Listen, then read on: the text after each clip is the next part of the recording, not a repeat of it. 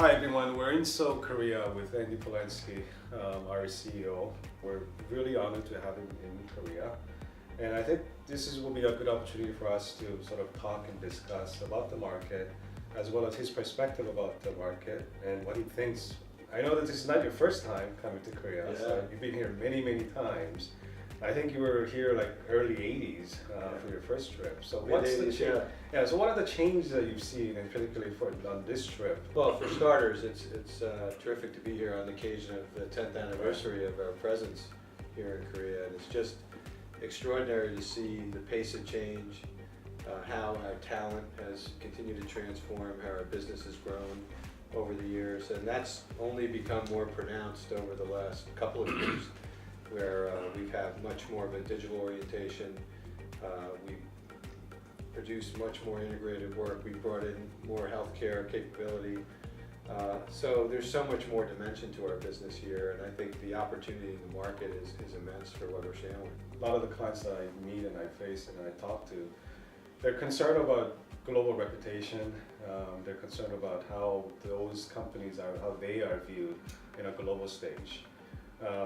Sitting in New York and having a very global perspective, when you see Asian companies operating in the US, and when you see Asian, especially leaders, what advice or what would you recommend to them? Well, I think increasingly, if you're a multinational, the operating environment is extraordinarily complex. It's complex because of geopolitical issues. It's complex just given the uncertainty around macroeconomic policies in different geographies around the world. And I think it's so important for companies to really understand that context, make sure they're focusing on the potential risks that may be specific to operating in an overseas market.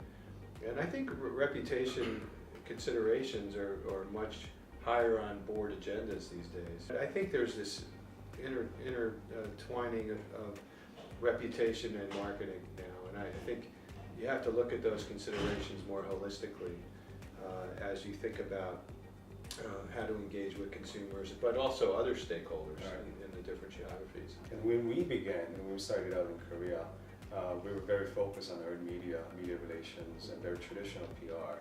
And now we've evolved into other areas. Do you see that trend in Asia, or those change in Asia having a sort of a slower change compared to other parts of the world? Or do you see it as a very on par? Well, I think there's always certain nuances in different markets in terms of how the transformation is taking place. But if you think about Korea and the extraordinary energy here, and the creativity and the digital sensibility, I think the pace of change is actually quite significant, and that's why we've seen so much growth over the years, and I think that will only continue.